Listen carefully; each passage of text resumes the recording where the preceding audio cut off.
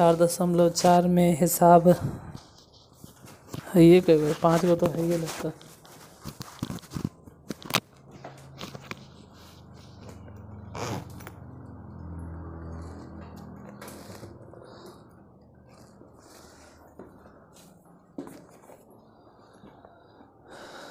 निकालना है right miners and को factors of the elements following determinants।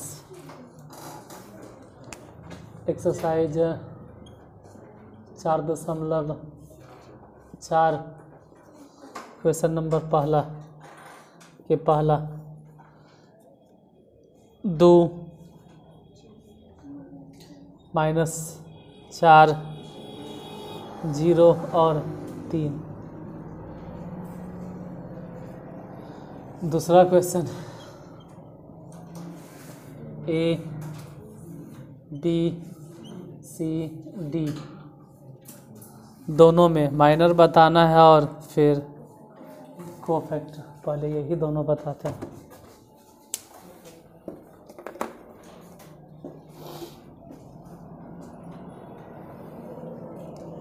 Minor of 2, या अगर डायरेक्ट लिख दें माइनर्स, ऐसे बस सिर्फ माइनस लिख दें और इतने लिख के छोड़ दें और फिर बता दें ए में 11, तो इसका मतलब होता है कि हम फर्स्ट रो और फर्स्ट कॉलम के माइनर्स की बात कर रहे हैं। अगर हम ए में 12 लिख देंगे, इसका मतलब है कि फर्स्ट रो और सेकेंड कॉलम।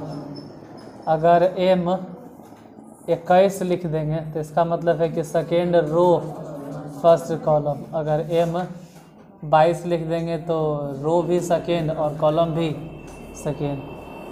एम 11 के मतलब है कि इसके सामने वाला रो ख़त्म, मतलब फर्स्ट रो ख़त्म फर्स्ट कॉलम ख़त्म। फर्स्ट रो पे ध्यान नहीं देना है, फर्स्ट कॉलम पे ध्यान नहीं देना है, बाकी जो बच गया वही आंसर होगा माइनर। M12 अगर कर रहे हैं तो फर्स्ट रो छोड़ देना है और सेकेंड कॉलम छोड़ देना है, तो बाकी बचा 0, यही आंसर होगा। यानी 2 के लिए अगर माइनस बोले तो 3 और -4 के लिए माइनस बोले तो 21 के मतलब है कि सेकेंड रो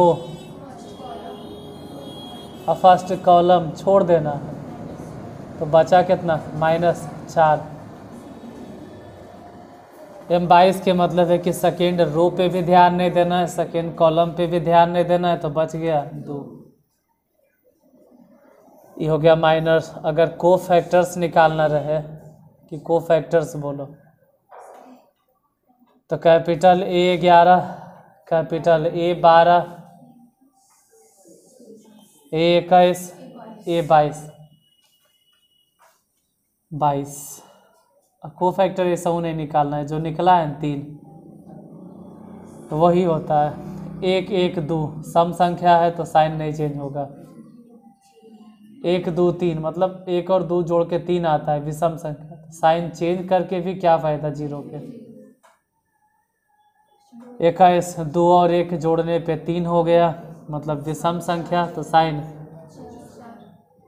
चेंज होगा 4। 22 यहाँ तो चेंज नहीं होगा। तो अगर माइनर से बोले कि माइनर से क्या क्या है तो लिख देना 3 0 -4 2। अगर को फैक्टर्स का है तो इतना लिख दीजिएगा, जैसे उधर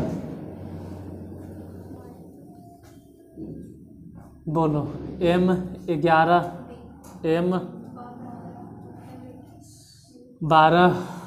फिर हो गया M21 फिर M22। M11 के मतलब है कि फर्स्ट रो फर्स्ट कॉलम छोड़ दो, बच गया D। M12 के मतलब है कि फर्स्ट रो छोड़ दीजिए, सेकेंड कॉलम छोड़ दो तो बच गया B। M21 के मतलब है कि सेकेंड रो और फर्स्ट कॉलम तो बच गया C। M22 मतलब सेकेंड रो भी छोड़ देना है, सेकेंड कॉलम भी छोड़ देना है, तो बच गया A। ये हो गया माइनस,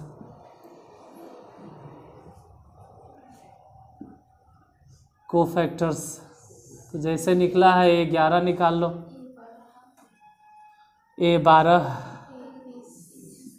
A21, A22, A11, मतलब वही D हो जाएगा, लेकिन A12 जो लिखेंगे ना वो माइनस में B। A21 मतलब 2 और 1 जोड़ के तो विषम संख्या, तो C तो होगा, लेकिन A22 D, नहीं D नहीं A, तो ये हो गया कोफैक्टर्स, ऊपर वाला हो गया माइनस। अगला फिर दूसरा में 3x3 ऑर्डर के।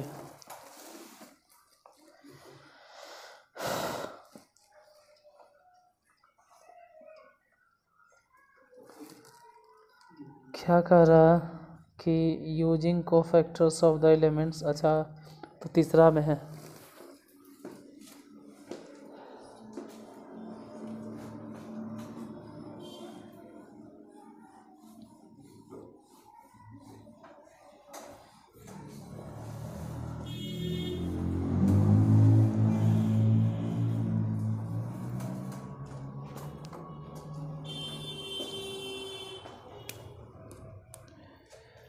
बोलो दूसरा के फर्स्ट 3x3 ऑर्डर के है। फर्स्ट कॉलम क्या है सोनू कुमार? पहला कॉलम बोलो। 1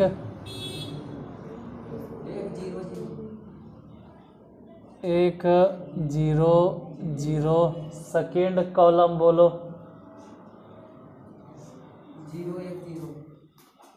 0 1 0। Third column 0 0 1।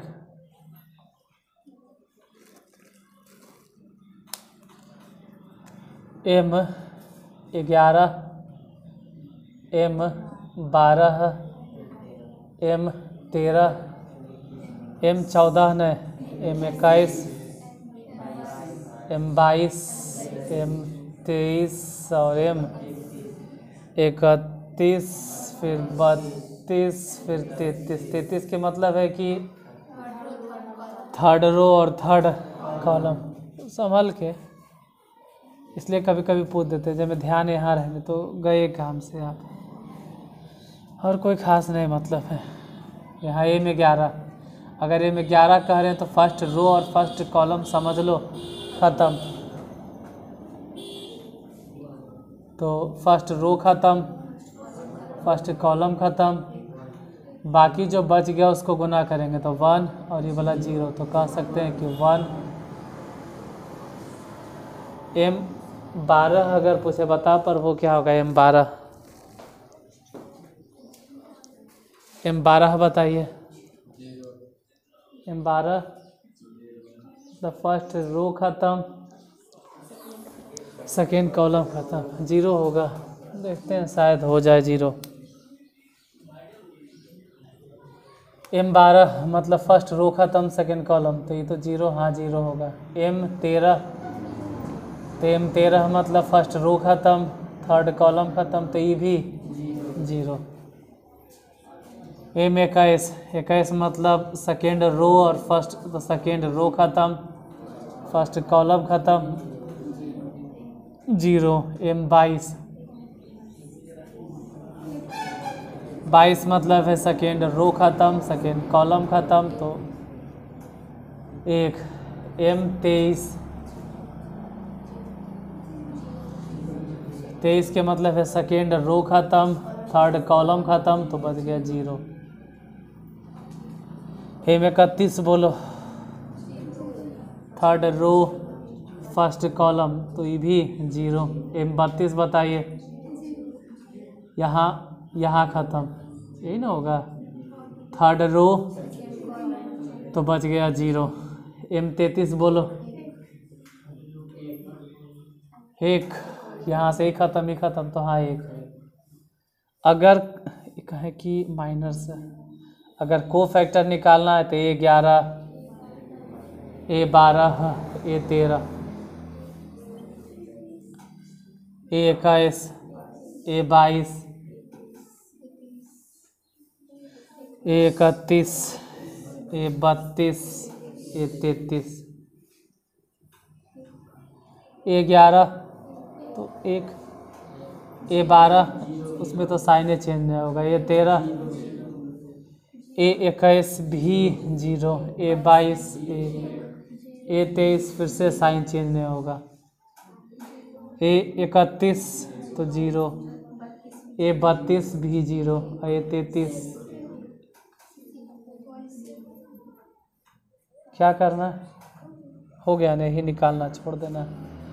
दूसरा नंबर में अगर देखें तो फर्स्ट, हाँ कॉलम में देख लेते हैं कि फर्स्ट कॉलम क्या है।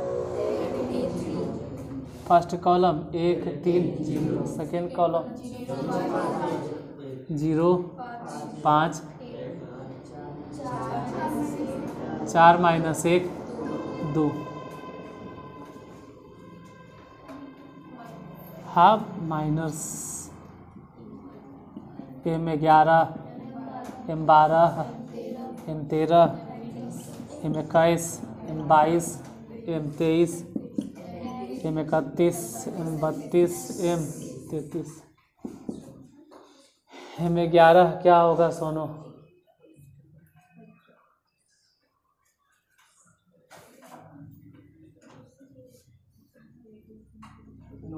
नौ 11 फर्स्ट रो ख़त्म, फर्स्ट कॉलम ख़त्म, तो बच गया 5 दूनी 10 और 11। M12 के बारे में अगर पूछें कि M12 कितना होगा तो फर्स्ट रो ख़त्म, सेकेंड कॉलम 6। M13 कितना होगा?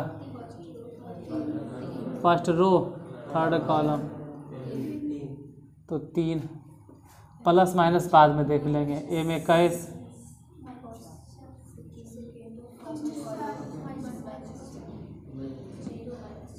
मतलब -4। M22 बोलो, सेकेंड रो ख़त्म, सेकेंड कॉलम ख़त्म 2।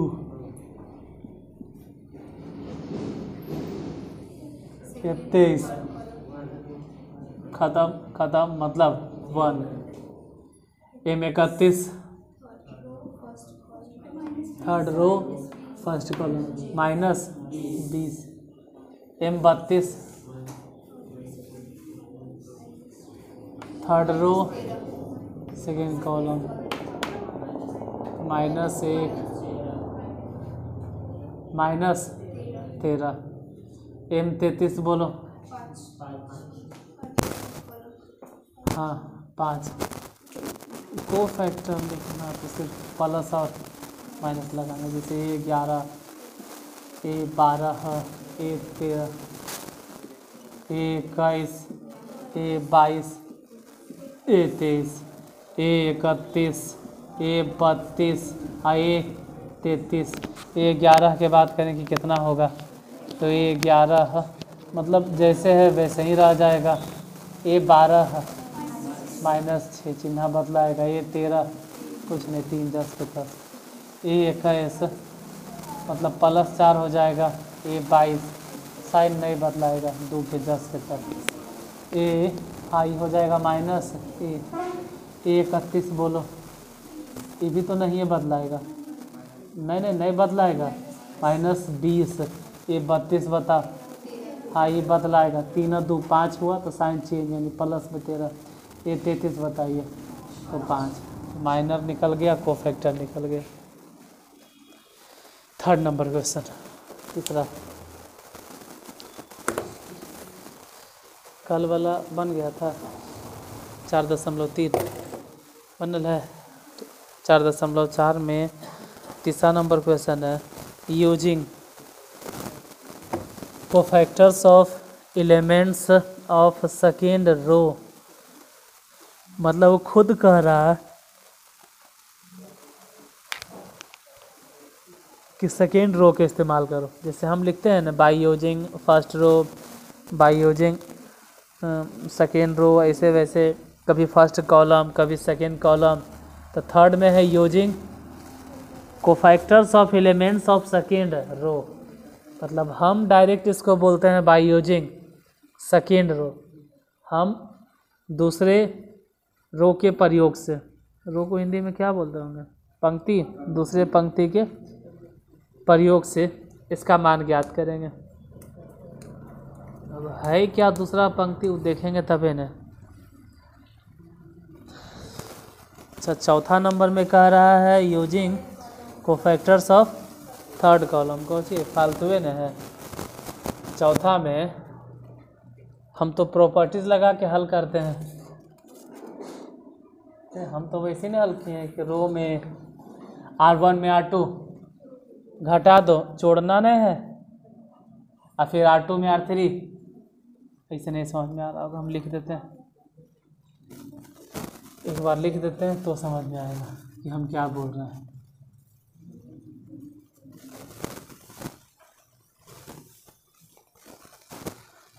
फिलहाल तीसरा बोलो कि तीसरा में फर्स्ट रो क्या है, 5 3 8 2 0 1 1 2 3। कैसे हल करना है वो आप डिसाइड नहीं करोगे, पहले ही बोल दिया है कि सेकेंड रो इस्तेमाल करके। तो अगर हम 2 लिखते भी हैं तो इसके आमने सामने का रो कॉलम और 2 के आगे चिन्ह भी प्लस की माइनस, हमें ऐसा लग रहा है कि माइनस होगा। और अगर 0 लिखें तो 0 लिखवे काहे करेंगे, 0 तो 0 हो गया, फिर डायरेक्ट 1 लिखो, और 1 शायद माइनस में होगा।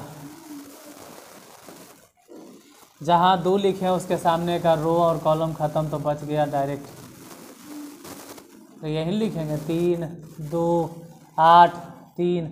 जहाँ -1 लिख रहे हैं तो इसके सामने का कॉलम रो ख़त्म, तो बच गया 5 1 3 2। इधर तो -2, 3 3 9 और -16 -1 10 -3। 9 में से 16 गया तो -7, चलेगा घेर देते -1। ये तो इसे भी गुना उना करके 14 और घट के 7, मतलब पूरा घटा बटा के आंसर हो गया 7। अच्छा, दूसरा नंबर, दूसरा बोल रहे हैं, चौथा number, first column 1 1 1, second column, third column YZ ZX XY। तो हम घटा घटा के हल करते थे, लेकिन ये कह रहा है न आप इस्तेमाल कीजिए किसका, थर्ड कॉलम। तो थर्ड कॉलम में पहले लिखते हैं YZ, और इसके आगे का चिन्ह भिन्ना भी नहीं बदलाएगा। क्यों? क्योंकि जो YZ लिखे हैं ना वो फर्स्ट रो थर्ड कॉलम, इसलिए साइन चेंज नहीं होगा। हाँ, तो ये तो हो सकता है कि इसके सामने का कॉलम रो ख़त्म हो गया तो 1 1 Y और Z बचा, फिर माइनस में Z। ये माइनस में इसलिए लिखना पड़ रहा है क्योंकि ZX second row third column में, मतलब दूसरा रो 5 हो गया ऑड नंबर, इसलिए साइन बदल जाएगा। ZX अगर लिख भी दिए हैं तो ये ख़त्म, मतलब हो गया 1X 1Z, आगे फिर प्लस XY। इसके सामने का कॉलम, इसके सामने का रो ख़त्म, 1 1XY।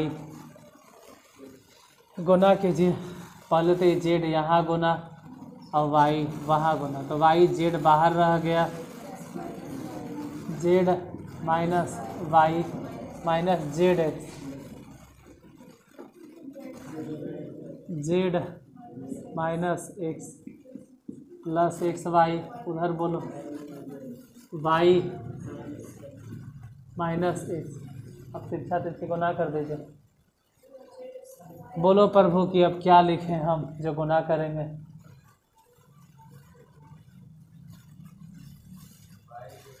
आगे फिर हंस इसलिए रहे कि तू भी हंस रहा है, साथ साथ हमो हंस रहा है। क्या लिखे बोलो आगे। वाई स्क्वायर जेड, उधर बोलो माइनस में जेड स्क्वायर एक्स और फिर minus plus Z x square. ऐसे तो कोई खास फायदा है नहीं कॉमन लेवे से, लेकिन अब लिखा रहा है तो लिखे दो। ये वाला एक्स वाई और minus B X square Y. रहा कोई खास फायदा नहीं लग रहा हमको, सिर्फ यही दिखाई दे रहा है कि एक्स वाला को एक साथ रख दो। ऐसा लग रहा है कि एक्स वाला को एक साथ, जैसे एजा एक्स है ना, एजा एक्स है ना, यही होगा कि एक्स कॉमन तो बच गया कितना Y square minus Z square. इससे कोई खास फायदा आप नहीं होगा। फिर ही बोलेंगे कि वाई स्क्वायर कहीं है, एजा है वाई स्क्वायर और कहीं Y square Y square Y square Y square. बाबा वाई नहीं कॉमन होगा, वाई का नहीं, ये वाला वाई है वाई लास्ट में, तो दोनों में से वाई कॉमन ले लिए प्लस में, तो बच गया Z square minus x square. फिर बोलेंगे जेड यहाँ जेड है और वहाँ भी जेड है, तो जेड अगर कॉमन ले लेंगे तो बचेगा X square minus Y square. यही होगा और क्या, या तो इसको लिखो या तो उसको लिखो, इससे ज़्यादा कुछ कर नहीं सकते। और क्या क्वेश्चन, एक गो। अच्छा ये ऑब्जेक्टिव है, इसमें कह रहा है कि इफ़ डिटर्मिनेंट फलना रखना फलना फलना फलना, तो कह रहा है कि and A I J is cofactor small A I J, then value determinant is given bye.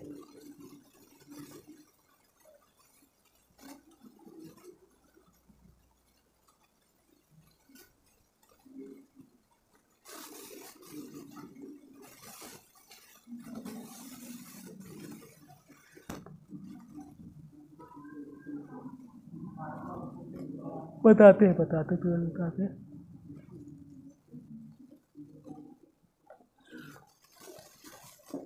इसको हटा दें।